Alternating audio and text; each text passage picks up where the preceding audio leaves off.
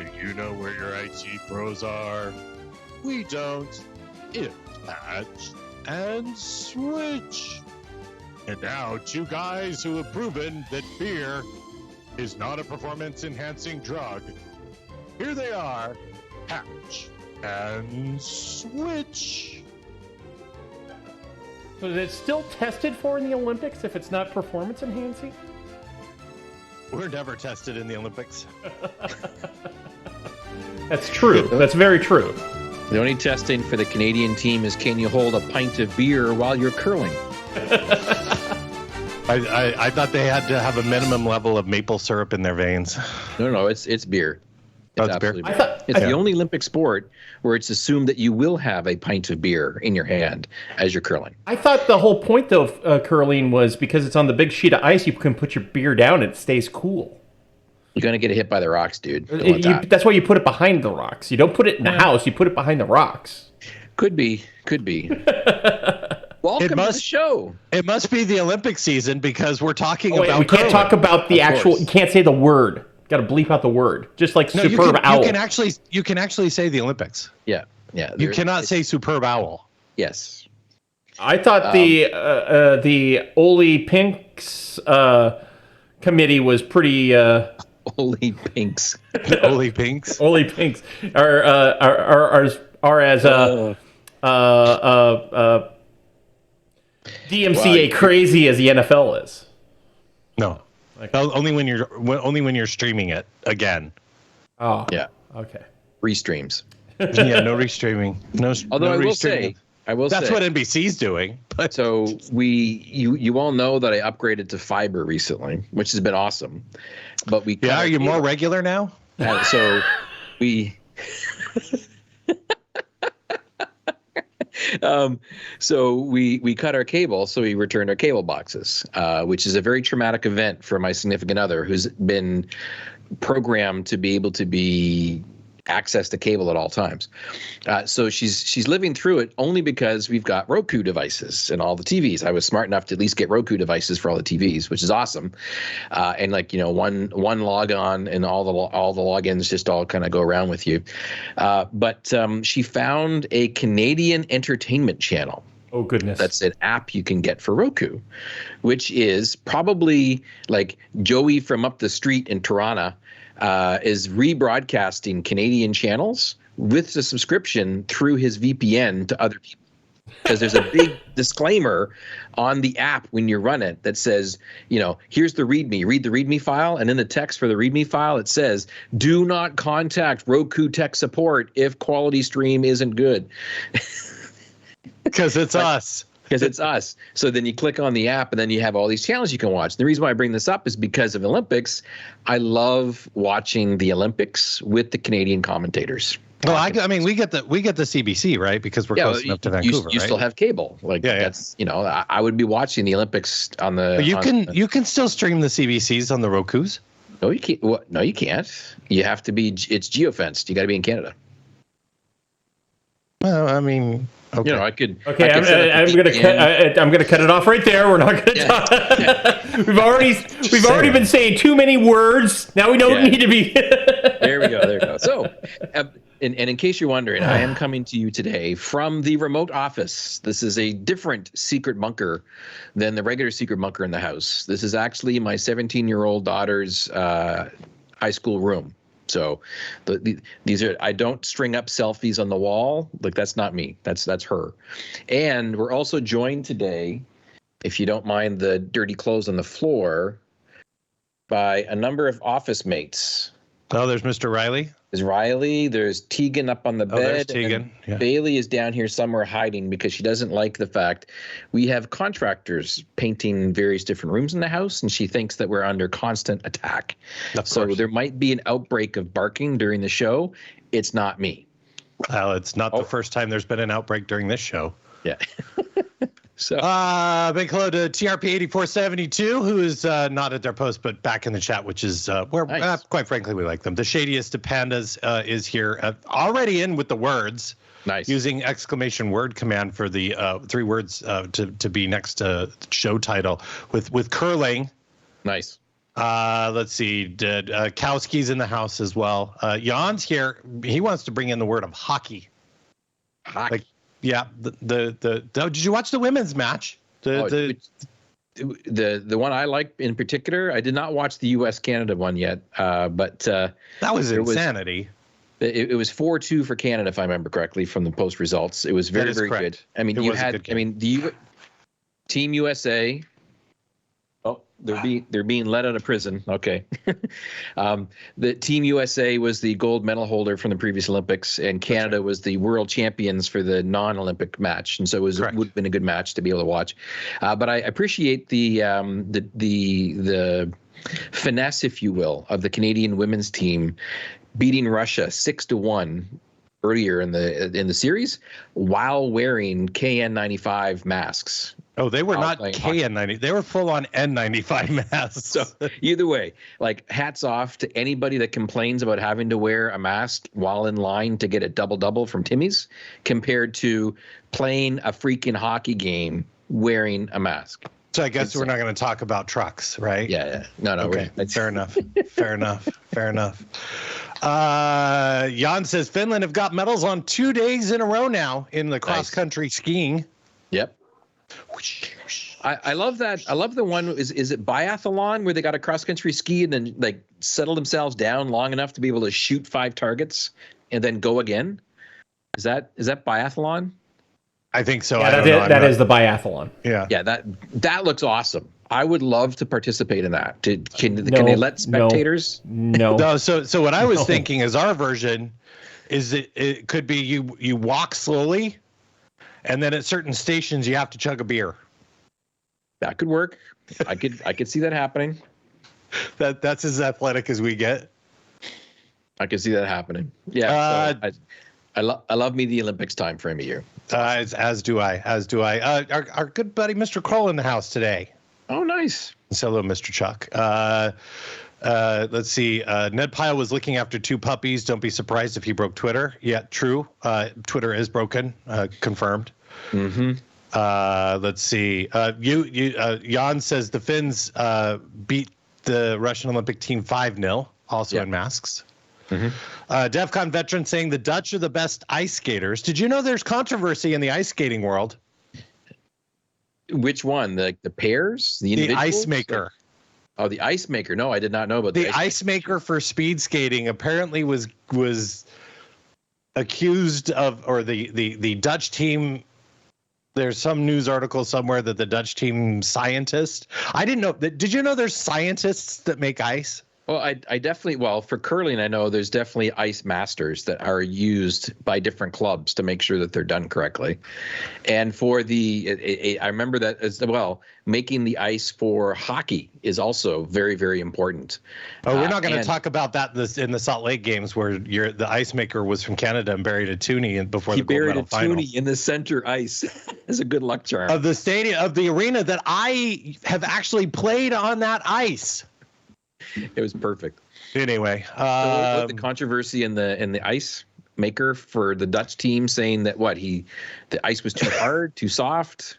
The ice scientist apparently has been giving recommendations that, and he said in the article that would help the Dutch. Now, the Canadian, he's Canadian, right? The Canadian who's in charge of the ice. He's going to have to bury stroopwafels. Probably. Well, no, that'll melt the ice, dude. It's yeah, but apparently it's a big thing. I don't know. It's in the speed skating, and I think it's in. Yeah, I think it's in the normal. I don't know that it's short track. Anyway, there was controversy. That's We should, what we should do sometime? We should do a reaction video of us commentating on short track speed skating. The patch and switch commentary reaction video to short track speed skating. I think curling would be more fun. But... Curling would be good too. Hard. You know what? Those brooms? Yeah. They're flasks. Prove me wrong, internet. Prove me wrong. Just saying. It's a big sports weekend, actually, as not only do we have the games of the Olympiad that's happening over there in the China, we have the Superb Owl happening on Sunday. The Los Angeles football players are going to be playing the Cincinnati football players. And, that's an excuse to overindulge on snacks and beer. Mm-hmm. Very much so. Where are you on the Monday after the Superb Owl should be a non-work holiday? I would probably be on the side of accepting that. As you all know, I'm a slacker, so I enjoy time off for doing things. Personally, my Monday is already jammed up with a whole bunch of stuff. Plus, it's also Valentine's Day, so I'm wondering, all the people that are watching all the Superb Owl stuff going on, or even participating in the Superb Owl, do they have plans for the Monday afterwards to make sure that they make up for everything? Well, my guess is the winners don't care. True. They're probably not going to be any type of sober for days. I mean, you saw what was it Ovechkin did? But he went on a bender for 3 days after winning the Stanley Cup, right? Yeah. Oh yeah. No, I didn't even realize. I just looked at the calendar. You are correct, sir. We've got the Olympiad, we've got the Valentine's and the Superb Owl all at one time. That's insanity. Yeah. Trifecta. That is the February trifecta if I've ever seen it. Add on top of all that, I'm on call. Oh, there you go. So everybody, 1-855-MS Tech Support. Ask for Jared Shockley and say that your build is stuck and you need it now. Can you? Yeah, have you tried to restart your build? It works on my machine. Works on my machine, no problem. Yeah. Well, it only happens on your machine. Oh. Let's see. So you've got contractors. I know you do a lot of work on the house yourself. Yeah. Paint is not the hardest of projects. Why do you have painters in the house? Many hands make light work. In other words, you were tired of doing it yourself? No, well, it's funny because when you hire contractors to help out, you have to have your stuff done. I almost said the wrong word there. You have to have your stuff done for them to be able to work. And so, as you may remember, or as you may know, one of our COVID projects was laying hardwood floor, about 1,800 square feet of it in the main floor. Basically, you were teenage forced labor, I think is what it's called. Exactly. Yes. Child labor. But that was a while ago, and I never really finished the trim. It's like one of those finishing details. I like to take my projects right up to about 85 to 90% done, and then you just sit there until they need to be done. So patch and switch show as an example. Yeah, it's very much so, right? Yeah. So I had trim work to do. So I got that out of the way, and then a handyman that we hired, who's also a painter, who's awesome, basically came along and he did all the hole filling and wall patching and caulking along the new trim and stuff like that to be able to do the painting work that I didn't end up having to do. So I'm like, bonus, that is awesome. But then really it's a matter of, these are professionals. Like when I paint, I know. Footprints on carpet from stepping inside of trays, spilling of trays, paint. Well, I mean, there's still paint in the backyard lawn from when you helped me paint the shed back there. Oh, so. Of course, easily. Yeah. So So it made much more sense. How much did we go through? Like, this is a large house that we're in right now. 15 gallons of paint, which is what is that in Canada? I'm trying to figure that out in metric units. That would be about that's around 60 liters of paint, if I work that out correctly, something like that. So that's a lot. Are you getting them at the bulk shop? I'm getting them at the depots of home. Oh no, you're paying too much. I don't care. It's done. Okay, fair enough. It's too late.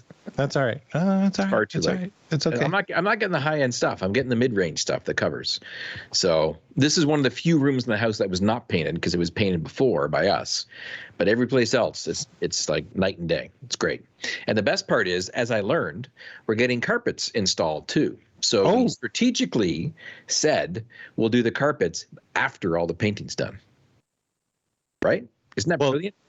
That's brilliant. Like, why would you do carpets beforehand? Because I would have done that before. Of course you would. Of course you would. We're 15 minutes in. We should probably kick off the show. Of course. What have you? The first section is from the trenches, and I can ask you, what have you been up to recently? Absolutely nothing. I've just been sitting here on the phone all day long. What? Talking to who? All my partners. Talking to what? Oh, okay. It's second quarter, third quarter. Yeah. I mean, we're already a good month into the second half of the year of the fiscals. I've been doing two really cool things. A lot of it recently, which is kind of cool. Instead of talking with partners, there's a internal conference that is called Spark. Yes, Spark it's like the Rogue conference. Yeah, it's not official. Rogue conference put on by volunteers with inside of Microsoft for other Microsoft employees only. So it's internal only. And it is track leads, and you submit your content you want to speak about, and they get engineering involved. They have keynotes from like Rasinovich and Aaron Chappell and all sorts of people like that to come on in. They had Alex Saunders on last year. Like they big name people on the inside to talk about the different things. It's organized by what's called worldwide communities, which is the self-supporting communities of people that work in the field of topic of question. So Spark this is like the fourth time it's been going on right now. I got asked to basically help deliver some presentation training based on the stuff that you and I did back in the days of Ignite before the sessions started, to basically say, look, here's what the stage looks like. Here's how you would use all the tools available. Here's some things you could think about for doing different delivery techniques of presentations and stuff like that. So I offered up one of those. That was on Monday. It was a Teams Live event, but I had about 150 people that showed up for that one there, which was awesome. But the coolness is we also have an internal community for speakers that is called the Speakers Community. That basically you can go and share content, share draft proposals. You can go through your content with people. Like it's a peer-to-peer helping mentoring type place. I set up Microsoft Bookings. You familiar with Microsoft Bookings? No. You know what it is? No. So with an E5 license, I don't want to get into licensing, but with the proper license, you can set up a bookings site that allows you to define a service and then define staff from within your organization that would staff that service. And then they can define their hours that they're available to take an online booking for a Teams call. So I set up a team of advisors of about 8 people that volunteered their time. Laura Hunter's there, Pierre Roman's there, I'm there, there's a bunch of other people that are there. They blocked off some time in their schedule to say, yeah, I'm available for a chat. And then we made that URL available to all these thousands of people that are working at this conference to say, hey, if you want to bounce some ideas off people, we're available if you want to come and chat with us. And by golly, it worked. Like people actually made bookings. Wow. And so the neat thing about it is, like Sonia is in Australia. She could volunteer her time in the Australian time zone. But overall, when you go to the booking site internally, it says, these slots are available on this day. And it will include 9 p.m., 12 p.m., 12 a.m., because Sonia would be available to be a staff member for that time. But it also uses your free busy time from your work calendar to choose if you're available or not. So you could have joined. Of course, I didn't tell you about this, but you could have joined, Joey. Why would you even tell me anything about this? What do I know about speaking at conferences? I don't think you know how to do public presentations at all. No, never. Yeah, so you could sign up for a coaching class for me if you want. I still have some slots available. Yeah, awesome. Right off. So anyway, the people signed up for them. And so yesterday I was you can set parameters on them and says, you know what, block me 15 minutes before and then have the session, and then block me for 15 minutes afterwards to keep people from, stamping up and filling up your entire schedule.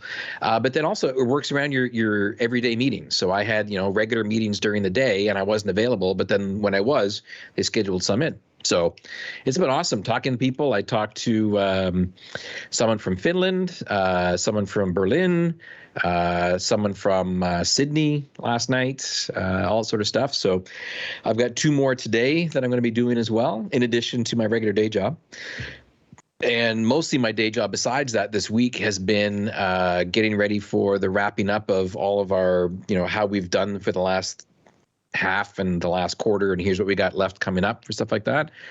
So mostly by that. And I can't tell in the chat because I can't see chat right now because I'm at a backup machine.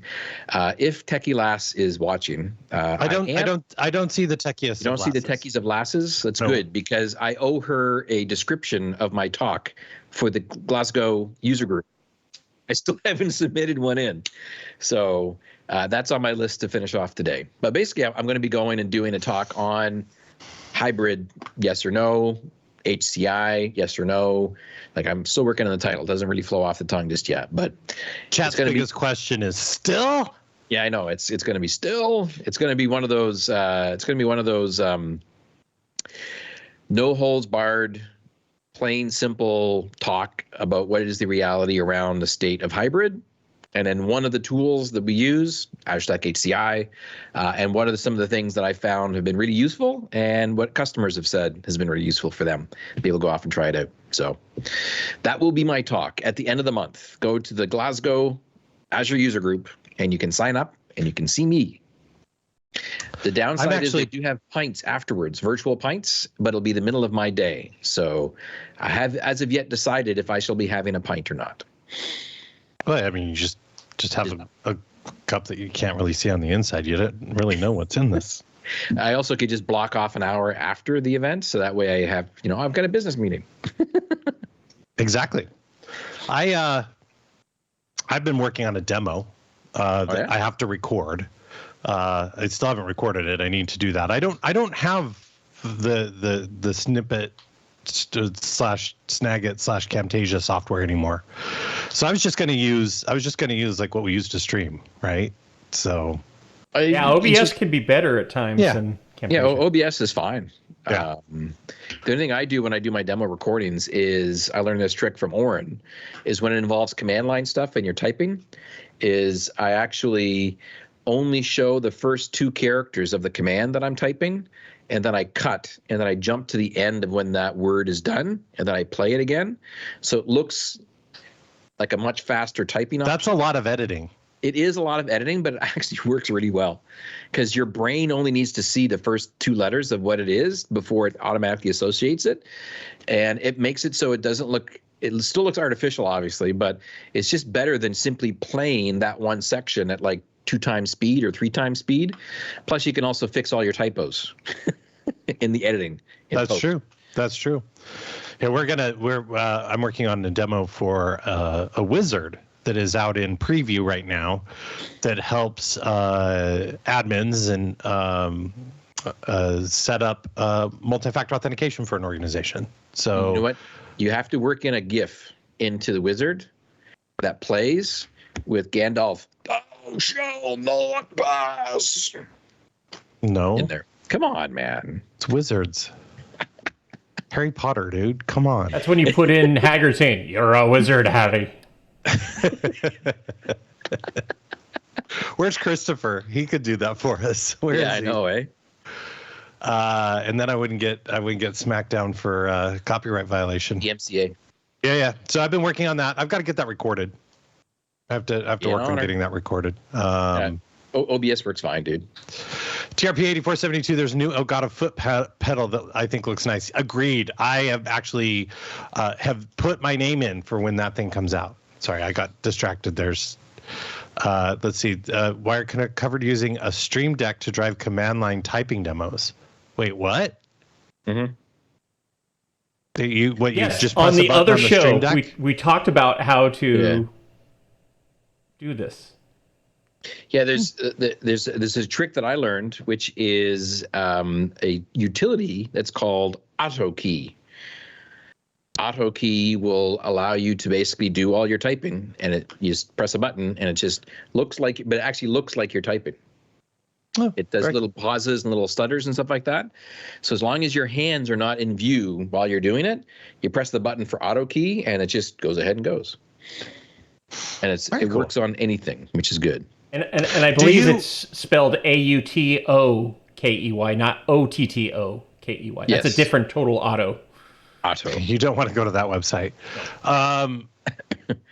When you record your demos, do you record your talkover, your voiceover at the same time that you're doing the demo?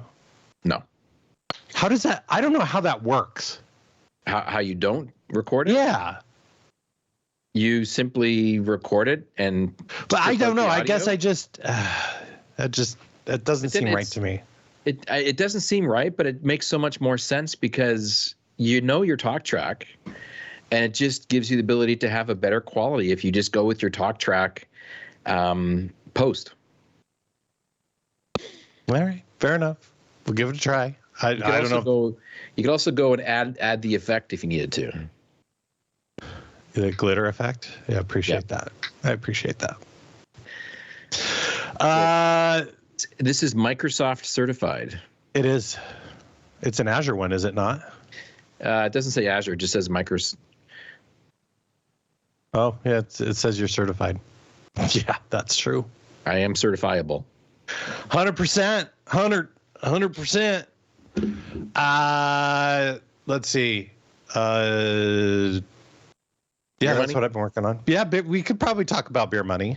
Beer Money, which is the support that we do for our friends, families, sisters, uncles, cousins, second brother-in-law to the third.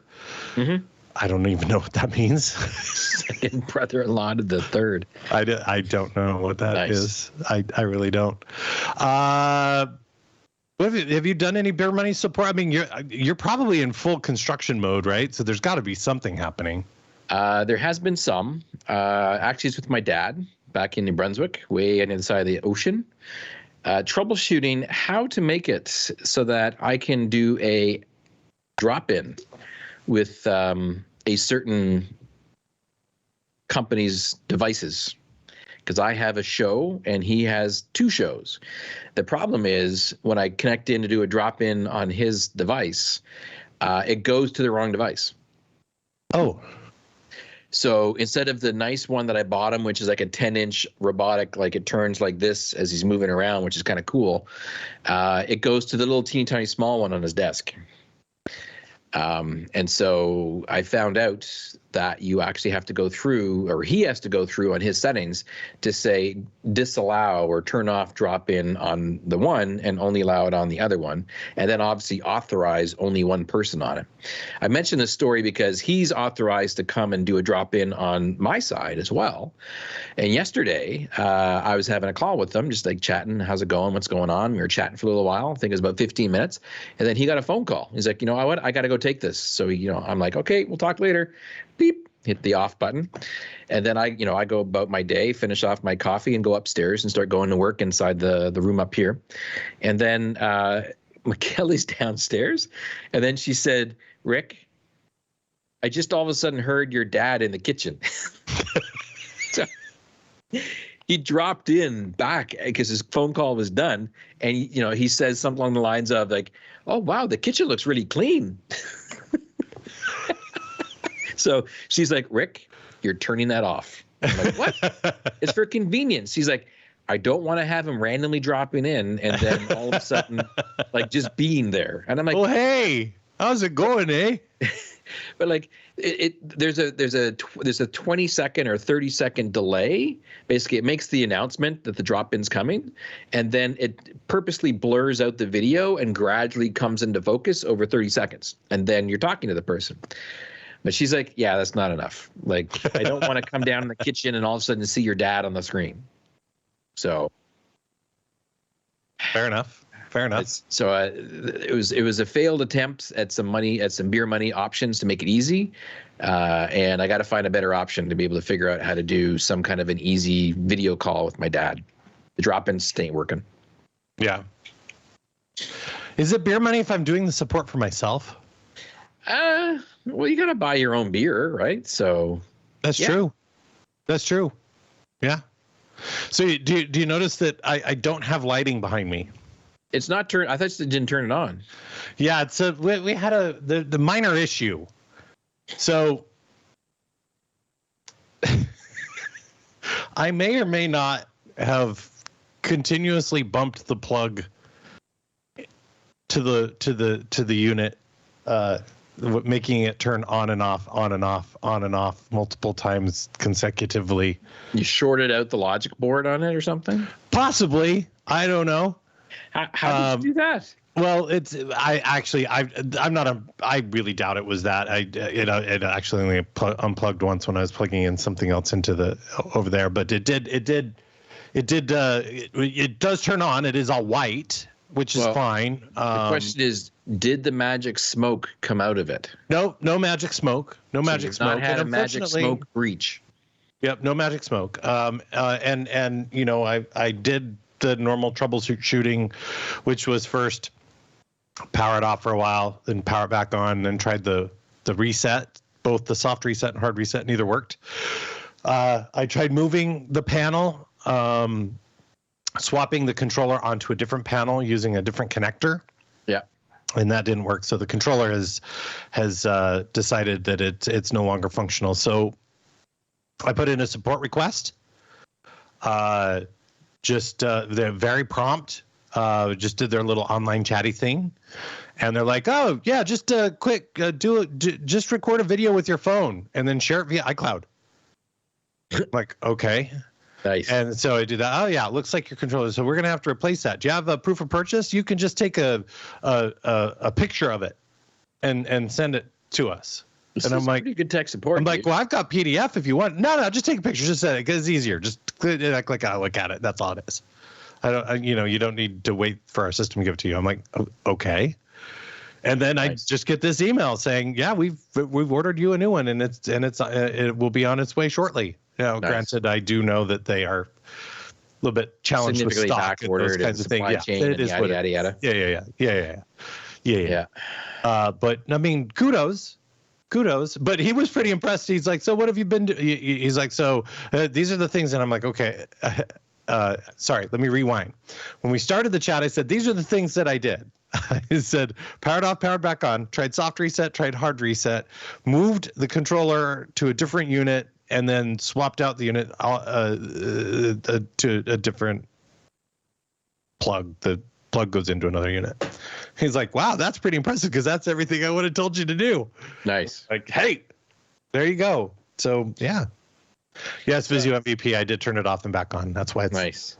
Yes. So I had I've got fiber, so I'm more regular now. On Sunday, exactly at 4:01 p.m. on Sunday, my internet goes down. Dead. Nothing. I get alerted to the fact my internet's down because my teenager screamed at 4:02 because I interrupted her Fortnite game she was playing. That'd make me angry too. I'm doing something else. Like I'm not even visible. I'm not even there to be able to help out or troubleshoot whatever it is. And I'm like, well, let me see what I can do to look at it. I look at it remotely because Ziply has an app. The app for Ziply does not work if you don't use their router equipment. I don't use their router. I use my own, my Ubiquity gear. So anyway, it's down. The person on the other end says, I don't see why this is not working other than the fact that I don't actually see any line card associated with your account anymore. It's just not showing up on our end. So I have to send out a technician. So the earliest I get a technician out there is Tuesday. So picture being down on the internet from Saturday to Tuesday. On the Friday, you returned all of your equipment to the cable provider, so there's no TV. Ooh. So needless to say, I'm in deep doo-doo at this point in time. Doo-doo-doo-doo. But luckily, I still have my cable provider surfboard modem because it's my modem and it's still plugged in. But they had switched it to a gateway mode of a closed garden, walled garden of just your own internal network saying, oh, contact us and we can hook you back up again as they tease you with that. So I'm like, okay, I'll contact them to hook us back up again. And they managed to get me hooked back up again on Sunday night for use, which was awesome. And the process was relatively fast, got it all done, and it's all working. And I just had to simply unplug the fiber connection Ethernet and plug in the cable modem Ethernet and then be back up and working again, and people are happy. Then I realized that the Ubiquiti device that I have has a redundant failover, but it only uses an SPF plus plug to be able to plug it in, right? Like it's an actual cable or something like that. And so I bought a $20 converter to go SPF to Ethernet, and that arrived the next day. Thank you, Amazon. And then I now plugged both my Ziply fiber in and my other guy, the Comcast cable in. It realized Ziply fiber was down and it failed over to the Comcast, and it's all working just fine. I mention this because when the tech finally arrived on Tuesday, he called me first, and I'm at work because I'm with Golnaz in the studio because we have a event that we're doing something for. I was presenting that. And then the guy called and he's like, yeah, I'm just on the way to your house. I'm like, oh, actually, I'm at work right now, but let me tell you what happened. And I explained everything. Boom, boom, boom. Here it is. I explained all of the working before, stop working. Here's my number. Go check out the thing. And he's looking remotely at the device. And he's like, yeah, same thing. Like, you've answered all the questions that I would normally ask, and you give me more detail than the notes that I would normally get to be able to fix this. No problem. I'll have you up and working no time. And Tuesday morning. Tuesday morning's there. He's there. He's looking at the work. He's looking at stuff. The guy that did my cable install, my fiber install, plugged me into port number 4. And on Sunday, apparently port number 4 is owned by somebody else, and they had their install on Sunday at 4 o'clock. And so the guy saw someone plugged in the 4, so he just unplugged it and then plugged in his customer to go into number 4. And I was sitting there dangling with nothing inside the box. So the guy's like, I don't know where it is. So he's tracing it back and finding it out. And he's like, oh, okay, well, I'll now assign you to number 5. So you can plug into number 5, and then we'll reassign you a line card, and you can up and working again. And the best thing was, I didn't have to be there. He did the work outside. He had all the information. And then he wanted to talk to me about the Ubiquiti gear for like 15 minutes afterwards, because he loved the fact that there was failover happening, because literally as soon as he plugged me in on number 5, within a matter of a minute, my automatic checkers for the failover detected that my primary is back online again, and it failed me back to the primary on the Ubiquiti gear. So how much did you have to pay Comcast to get back up and running for a short period of time? $100. Ouch. But I have it for the month, and I can fail over as much as I need to. And it does the automatic fail. So I basically proven that the failover works. A $20 adapter makes my Ubiquiti Dream Machine Pro act as a proper failover with another provider. And in theory, I could probably gear down. Like I've got a maximum package on the cable side. I could gear it down to be slower. So it really is a truly backup option. And in theory, I could also go and buy like a Nighthawk router that has a SIM card and make a 5G plan that I could throw in there as well as a backup, instead of having the Comcast option to do it. But I was super happy. Beer Money, whole family was happy that it's working. The downside is that Hulu is aware of your IP address when you have your subscription, and when you fail over, it's a different address, different whole region. It says, oh, your home location has changed. Do you want to change your home location to this IP address? Warning, you have 3 of 4 remaining. Oh, so you can only change your home IP so many times. So word to the wise, be aware. Failover is awesome. I'm so glad it worked. And the fact that I was able to do all this troubleshooting remotely with somebody else. Andy, did you hear he's using the Dream Machine Pro? Because he was asking what Unify router you have. Yeah. So I know JFlow recently has picked up the Dream Machine Pro SE, and so has Barnaby as well. What's the SE version? The SE version has power over Ethernet for the 8 jacks that are on it. Oh. The regular version does not have power over Ethernet, and the SE version does not have the SPF as the failover. It has a regular Ethernet port as the failover. Is it SPF 30 so we won't get sunburned? It's SPF plus. And it also has a NIC card on the Ethernet side that can handle up to 10 gigs as opposed to 1 gig. That's a lot of gigs. So I could have had, if I had waited and bought the SE Pro SE version, I could have ended up with a 10 giggy option because I have it up for 10 giggies, but I don't. So that's what I'm going to be putting in. Like when I do a new house and a new setup, that's 100% what I'm going to do, because I'll be able to rack mount. I'll put a rack in the place and the hole, and then all the thing. So JFlow, I don't know if it was an email thread or a Teams chat or there's an email thread recently with a bunch of folks talking about it. Yeah, and I didn't realize that they actually had little 4-port switches that are $30 because I've just been using the Netgear ones, right? Because they're rock solid, right? But it's kind of nice to have fully managed all the way down and PoE, right? So that's one less damn power adapter that I've I've got a small 8-port PoE version of their switch with 60 watts of power. It works out quite well for. They need a 12-porter. I believe they do have a 12-port, and I have I have 2 8-ports, one in my office and one in the network closet. Oh yeah. But unfortunately, I'm out of ports in my office. Unfortunately, the gear is going to get packed up here soon. So you're putting a rack in the RV, right, Jared? No, I'm not going to put a rack big satellite dish on top. Yeah, exactly. I am looking to try and get Starlink. I am. Oh yeah. If you can find the hardware, good luck. Oh, it's not just the they hardware. Only lost 40 of their satellites, But that was just in the South Pacific. It doesn't matter down there. As long as you don't go to the South Pacific. Hey, I wish everything was as easy as dealing with technicians that actually took your knowledge. Yeah. An extra mile. And because you were able to very adequately explain exactly what the problem was. Yep. Let's rewind back to last Wednesday when I come downstairs and it's very chilly and I'm like, well, the Ecobees, they're smart. They tell me when the house is cold. So I go outside and I look at the furnace and I see the blinky light and I'm like, ooh, that's not good. So I wait for it to cycle through and then I count the blinky lights.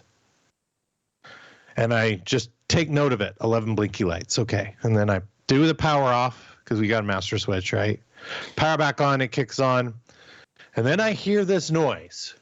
It basically just kind of is a big high or lower pitch kind of hum when the motor kicks on. And it you can hear it through the house. And I'm like, that's not a good sign. That's not right. So I do a quick little search, 11 blinky lights on the furnace, and it goes, blower motor. And I go, well, that explains the sound. So I flip off the switch, go outside. Yeah, the furnace is out in the garage. So I go out to the garage, pull off the panel, put my hand in just to feel the to move the fan blade. The thing is probably like 978 degrees centigrade. The fan blades. It's cooking. It is cooking. It was very hot. I was like, whoo, ow.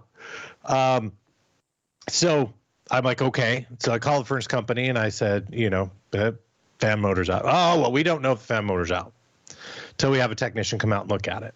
That'll be tomorrow between 11 and 4. And I'm like, okay, no worries. So you can come out and check it. But I guarantee you, bring the part, because I guarantee this is what the problem is. Because the furnace tells me, because it's smart, it has 11 blinky lights. Secondly, the noise. Thirdly, the fan blade should not be hot. So next day, it's about 4:30. Haven't heard anything. So I call the company. I'm like, hey, were you coming today? And they're like, we don't have an appointment for you. Yeah, called, talk to you. No, you didn't talk to me. Yeah, because I wrote your name down. No. So, we'll make sure that we're there first thing tomorrow morning. So, I think at this time it's Friday. So I'm like, yeah, it's Friday. Bring a part, because we're going into the weekend, and you're not going to get a part, right? A guy shows up. Dude is awesome, right? He comes walking up and he's like, so tell me what's going on. I go, so I got it powered off because of this, and this, and I don't want the damn motor burning my house down. He's like, yeah, good call. And he goes over and he's like, all right, just flip it on. And then he does a little jumper test thing and it hits the fan and all of a sudden you just hear the, and he's like, yep, definitely the motor. So he pulls out his device and he's like, yeah, it looks like they've got one in Kansas. It'll be here in about 2 weeks. Gee, what? Now, granted, it's not super cold. It's around 40 degrees Fahrenheit, though that weekend it was getting into the freezings. Yeah. We did actually dip below freezing for 2 days. But I was like, hey, this can't be right. So I call another couple of companies, and they all say the same thing. Well, it's all in Kansas. There's one motor left in all of North America. No. They basically say, well, we have to bring our own technician out to test it. That's $179, but we don't have the part in stock. So I'm like, okay, fine. So I'm a smart person. I find the serial number and I start calling places, and I find a place that the blower motor's down in Portland. They can get it here the next day, Saturday, right? But I'm not an HVAC contractor, so I'm not allowed to order from them. And I'm like, okay, no problem. I'll call my HVAC contractor. Call my HVAC contractor. My HVAC contractor said, yeah, we don't use them.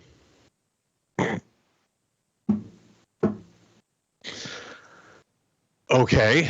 So what do you recommend that I do so my pipes don't freeze? Because my insurance rates are so damn high because I've had 2 water leaks in the last 10 years of this house due to failures of valves in the shower. And they're like, oh, the electric heaters. And I'm like, yeah, but I'm not leaving electric heaters on all the time. No, get the ones with the thermostat. So I go down to the Costco's, pick me up a couple of those. Plus, didn't want to freeze out everyone and the dog. Get that done. And I continue my mission of trying to find a blower motor. So I call this nice local company down over by where Chuck lives, over in the Duvals. And she's like, yeah, we can get one. We can get out there, but I have to charge you. And I'm like, cool, whatever. I'm done at this point. I'm not going to use it, after blowing off my appointment, first of all. Secondly, turns out they never actually ordered the part. So I'm never using this HVAC company again, which is sad because they were amazing when we put in our air conditioning and all of that. Mm-hmm. Nothing on Amazon, nothing on eBay. And the closest one that I found through like Parts Direct importers or whatever, they were back ordered. So I call this other company. Guy shows up and he's like, this is the most infuriating part. He's probably in his, late 50s, early 60s. And he's like, well, what do you know about these things? You can't possibly know anything about this, right? When I'm telling you exactly what's going on. So he literally tests every other component. And then he's like, he turns it on. Well, it runs. Yeah, until it doesn't anymore. Something catches fire. Mm-hmm. And then, half an hour later, I come out and he's like, yeah, it looks like the motor's dead. Imagine. No, Sherlock, really? So he actually had a generic version. Apparently there is a generic version that literally all you have to do, dependent upon which wire you plug in, is the proper voltage, and it works across like 90% of furnaces. Nice. And I'm like, great. He's like, yeah, and the other thing too is that it's like $300 cheaper than the one you have to buy for the actual OEM part for the thing. Nice. So got heat back about a week later. It's very nice in here now. Nice and toasty. Yes, absolutely. And I still actually use one of those heaters just because my office gets low. Did you get his contact details in case you have a problem again? Oh, yeah, I've got everything. So I was going to say, the technician on my fiber install, he's like, yeah, just keep my cell phone number, dude. Like, text me if you got a problem again. See, that's awesome. That's awesome. So, yeah, I don't know. This guy's like, yeah, if you get a thing for a survey saying that we did a good job, if you don't mind. And I'm like, yeah, I'll make sure I tell him you didn't do anything. And he just turns and glares at me, and I'm like, it's a joke, dude. Serious sarcasm. So my guy's name is Dallas Grant. So if you get a Ziply fiber guy, Dallas Grant. So I'm right there. But what I understand is they don't actually do the final home run of the Ethernet cable. Yeah. Yep. What I'm curious is that I've got some Smurf tubing. Wait a second. I ran your frickin' cable in your house for Ethernet. No, Yes, you I did did. not. You ran HDMI cables for me. Was it HDMI? I thought it was Ethernet to your TV as well. I thought We ran an Ethernet to the TV too. Yeah. So what's wrong with my work? You going to give me 5 stars or not? No, 100%. But so here was my question. There was a question coming here because they don't do that final run. They run it to my garage. Right. Well, I've got a Smurf tube that I know runs from my garage, and I'm pretty sure it is a direct home run to that wiring closet up there. Yeah. So I can probably fit you in like 3 weeks if you want. Yeah, I appreciate that. Yeah. No, I actually believe I've got a proper I have 2 snakes. I think the big one still works. So yeah, we can. The Smurf tubing makes it just so freaking easy, right? You just. Oh yeah.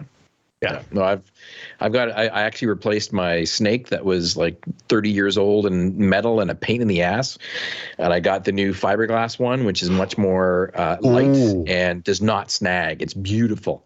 So I still have the old metal ones. No. This is the way to go, man. So much nicer. Did you get it at Harbor Freight? Do they have them at Harbor Freight yet? No, this was another Depots of the Home. Oh, okay. Purchase. When I because I do installs for the homeless block home project shelters.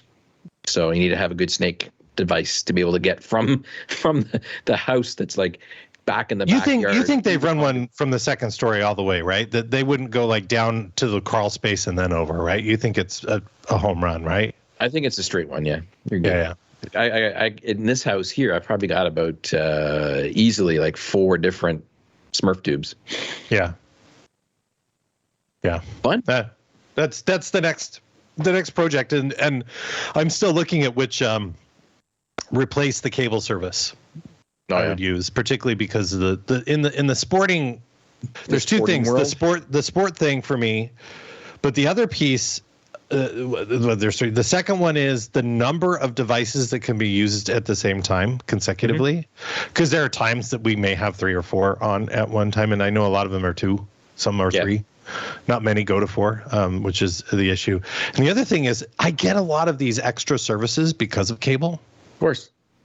So it's like, but now I actually have to pay for HBO Max. So now I have to pay for Peacock, and now I have to pay, because I get some of these other streaming services because the cable company wants you to stay. Yeah, the cable company wants to do it.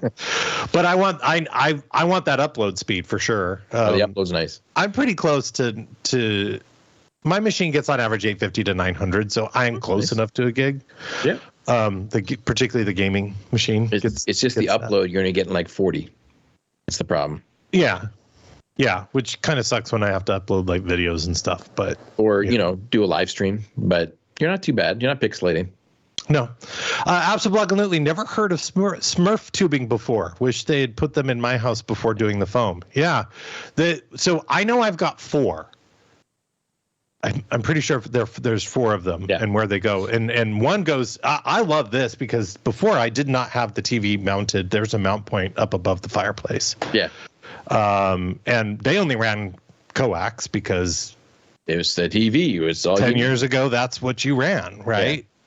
And I use cable, so I wanted the HDMI for both the cable and the gaming device to be run. And there's a Smurf tube there, but it just goes down to the crawl space. Down to the crawl space. So you take the small guy, shove him down the hole to go into your crawl space. Well, yeah, because I don't fit. The 6'6". I'm like army crawling just to try to fit myself down there, right?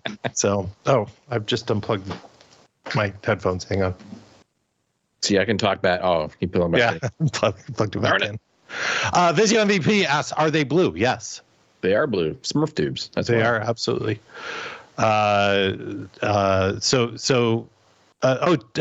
Andy says some are black. I didn't know that they actually had the black Smurf. All of the ones that I have are blue in my house. But it definitely makes it easier. And that's the other piece. Like, as we start looking at potentially building another home in the future, these are all the things now. So before it was power jacks. Yeah. So my office, I actually had them install a couple of different others because jacks. I knew that this would be an office and I need to have that. Now it's going to be Ethernet. Oh, the other thing too was phone jacks, right? Making sure that enough of those. Wired Jeep Barnaby across the ways there. He's Mr. Electronics like the rest of us. He's got the 2.5 service, and so he has the SE version. So he's got 2.5 gig up and down, which is nice. But the problem he has is the wiring in his house is Cat5e, which actually can handle 2.5 gigs, but it was laid by a contractor that did not probably respect how close the proximity is to other power lines. And so he's getting 2.5 to the box, getting 2.5 to the first run, but then after that it degrades in other areas. And so he's like, Rick, do you got a Fluke device kicking around? I'm like, no, man, I just got the El Cheapo checking to see if the lines are crossed or not correctly inside of your Ethernet cable. Oh, I have one. Like but an actual really nice line quality noise. Oh, I don't have that one. No. So there's one of those in Channel 9. I think a wiring contractor might have left one there. It's like the big one, like literally it's like a laptop. Like, so I might really go nice and see if it's still there that I could borrow to help him out. It's those are the things that you spend a lot of money on to use twice. Oh yeah, very much so. Yeah, and then they're outdated when you want to use them again. Yeah. But well, we went as far as beer money on today's show. We're getting there. We could squeeze in a little bit of random spending, but I haven't really done too much random spending except for house paint. Lots of house paint. Oh, you got a new set of headphones. Look at for when I play on the Xbox. Yeah. Which hasn't been a lot lately. Mm-hmm. Because I've been being kicked in the crotch area by Tarkov every day. So. And I heard you introduced Pierre to Tarkov as well. Yeah, he played once, and I don't think he's coming back. What? Yeah. I thought he would be all over that game. That's so much I mean, Escape from Tarkov is a very complicated game, and it's not something that you can, just jump right on. Well, you can jump in. There's a lot of complexity to it. Got to pick the right ammo with the right magazine, with the right weapon, along with the fact you got to manage your water and your food and yeah, there's lots of parts to Escape from Tarkov. But man, I hate the game, but I can't wait till the next raid. That's exactly how it is.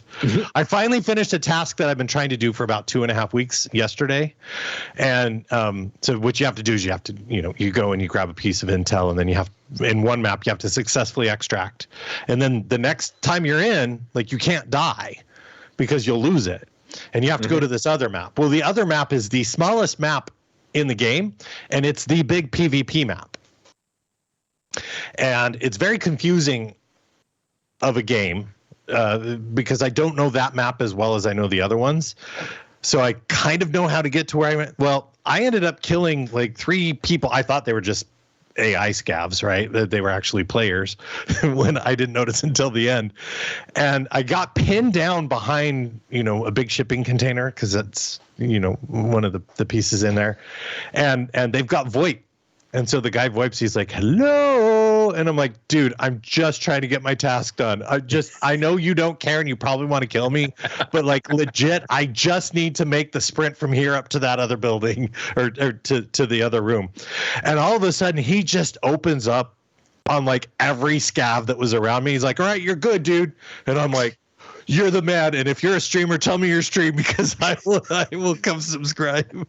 I just go running up, plant the intel, and then I extract out. But yeah, that was pretty cool. And then so you've got your main PMC, which private military contractor that you play, but you can also it's time, so it's about every 15-20 minutes you can run a raid with a scavenger, basically to go and get money so that you can buy equipment for your PMC. And I was running a scav match in a new map, and it's in a mall. It's like a shopping mall, and they have the big department store called Ideas. Oh, nice. Which is blue and yellow. Yeah. And then they have another one. A maze on the inside. with home home furnishings, but it's all destroyed, right? Because it's wartime. And so I'm in another one of these other places. It's called Ollie, which is a big department kind of store thing. And another scav's there, and he comes. He's like, "Hey, dude, have you by chance seen this?" I'm like, "Nah, dude, this is my first raid here." He's like, "How much time? We got 18 minutes. Do you want me to give you a tour?" I'm like, hell yeah, dude. And so the two of us are like scavenging around and calming, and he's just, he's like showing me, he's like, so you want to come here because look here, and this is where the gas analyzer spawns, and you need that for a task. And okay, here's your weapon crate here. Here's the bag here. Oh yeah, you're looking for gunpowder, and that's over here against this wall. It spawns in this place, this place, this place. And then here's where you extract. And he walks me out, and I was just like, that is the coolest. I mean, listen, 90% of the time in Tarkov, you're going to get one shot from across the map and they laugh at you. Yeah. Right? They're like, why are you even playing, little Timmy? You suck. Right? Because I'm a little Timmy, just little new boy, and they're all chatted up. But, there are times that the community is actually very, very cool. Pretty good. It's pretty cool. Anyway, I digress. We need to pick some words, and we need to be played out, my friend. Yes, we do, because I have a meeting in 4 minutes that I have to get to. So Nice. We've got to get some words. I'm waiting for the words. The words We have the words up now. We got curling, hockey, holy MPEX, 80% certifiable, broken leaf, regular, dangling, bumfuzzle, gigadiddle, proper bleep use, Dallas, and Tarkov. So I think we're going to go with... I like gigadiddle. 80% regular gigadiddle. It's a regular. It's 80% regular gigadiddle. Yep. Got it. That's the words for next week. Yep. This show, for those of you who are not aware, also had a theme. It was called DotMatrix WedWings Cows. Nice. Oh. And with that, we've come to the end of another exciting episode of the Patch and Switch program. A big thank you to those of you who have joined us in chat. Absolutely, Chuck. Let's see who else has joined us. Exchange SME, Feet, Fuel, Jan, Yoni Moon, Johnny Chips with the Z. Good to see you. Hey, do you have the new foot pedals yet? Do you like them? Tell me. Chaos is here. K. McFerrin, Pizza, Shada Sapana. Sony PlayStations, that's plural, not singular. Spike Trap Claire, Tiz Cloud, TRP 8472, not at their post, but Andy, hope you're feeling better. Virgo Pros, Vizio MVP, DEFCON Veteran, did I say your name? Fire Connect, everybody, thanks for joining us. We're back in a fortnight's time. Until then, have a superb owl weekend, everybody.